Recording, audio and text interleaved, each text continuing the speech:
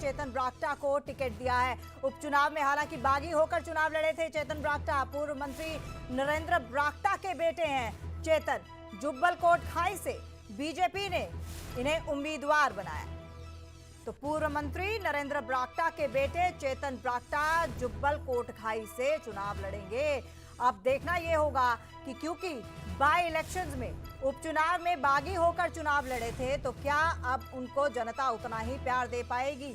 तो हम आपको ये बड़ी खबर बता रहे हैं, चुनावी अपडेट आपके सामने, क्योंकि ये दिग्गजों का दंगल है और हिमाचल में सरकार किसकी बनेगी ये आने वाला समय बताएगा। लेकिन टिकटों पर जो लगातार मंथन हो रहा था, माथापच्ची हो रही थी, वो अब कहीं ना कहीं जाकर विराम तो लिया है, लेकिन पूरी तरह से अभी फुल स्टॉप नहीं लगा है। पूरी तरह से अभी फुल स्टॉप नहीं लगा है, ये इसलिए क्योंकि अभी एक लिस्ट जारी हुई है। अभी कुछ सीटों पर पेच फंसा हुआ है। हालांकि कहा यह जा रहा है कि आज ही दूसरी लिस्ट भी जारी हो जाएगी और जो सीटों पर पेच फंसा हुआ है वो भी आज सस्पेंस जो है वो खत्म हो जाएगा। लेकिन ये बड़ी खबर हम आपको बता दें कि चेतन ब्राक्टा अब बीजेपी से चुनाव लड़ेंगे। उपचुनाव में हालांकि बागी होकर चुनाव लड़े थे। पूर्व मंत्री नरेंद्र ब्राक्टा के बेटे हैं चेतन ब्राक्टा।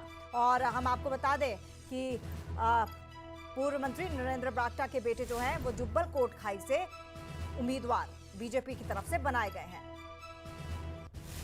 तो बीजेपी ने चेतन ब्राक्टा को टिकट दिया है। हालांकि उपचुनाव में बागी होकर चुनाव लड़े थे। तो बड़ी खबर और हिमाचल विधानसभा चुनाव से जुड़ी तमाम अपडेट आप तक पहुंचा रहे हैं। हर छोटी बड़ी खबर से आपको रूबरू कराते रहेंगे।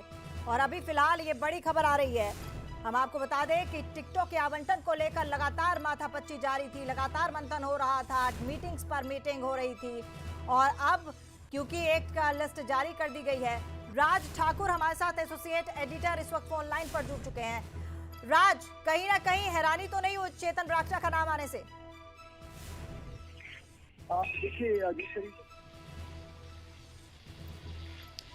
देखिए, जिस तरीके से भाजपा का अमूमन हम देखते हैं कि उनकी तरफ से जिस तरीके से सीटों का बंटवारा किया जाता है और उसके साथ साथ जिस तरीके की वो बातें करते हैं, चाल चरित्र और चेहरे की बात होती है, तो वहाँ से ये कहा ज़रूर गया था कि हम परिवारवाद को बढ़ावा नहीं देंगे।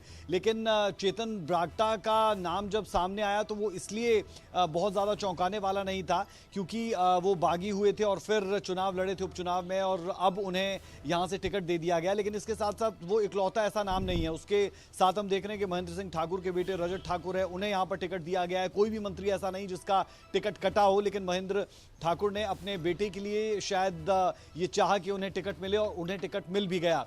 तो कुल मिलाकर आप कह सकते हैं कि जो आरोप भाजपाई लगातार कांग्रेस पर लगाते हैं, अब वो उसी पैमाने पर खुद को कैसे तोलेंगे ये बहुत ज़्यादा इंपॉर्टेंट है। लेकिन साथ ही साथ ये भी कि आपकी सोशल एक्सेप्टेंस कितनी है, क्या लोगों के बीच में आप मैन टू मैन मार्किंग के साथ चलते हैं, क्या लोग आपको बहुत ज़्यादा सराहते हैं, प्यार करते हैं। अगर ऐसा है तो फिर टिकट देने में कोई आपत्ति नहीं, कोई दिक्कत नहीं। लेकिन जब वोटिंग होगी और नतीजे आएंगे तो फिर साफ होगा कि ये गलती थी या फिर ब्लंडर था या फिर ये एक ऐसा मूव था जिसे शायद कोई भी भांप नहीं पाया और बीजेपी वो कर गई जो किसी ने उम्मीद नहीं की थी। लेकिन ये दो नाम जो लगातार सबके जहन में रहेंगे, क्योंकि चेतन ब्राक्टा और रजत ठाकुर ये दो ऐसे शख्स जो मौजूदा मंत्री और पूर्व मंत्री के बेटे हैं, तो फिर सवाल भी उठेंगे और सवाल उठने के साथ साथ निशाना भी साधा जाएगा। हम सवाल उठाएंगे और कांग्रेसी जो है वो निशाना साधेंगे साफ तौर पर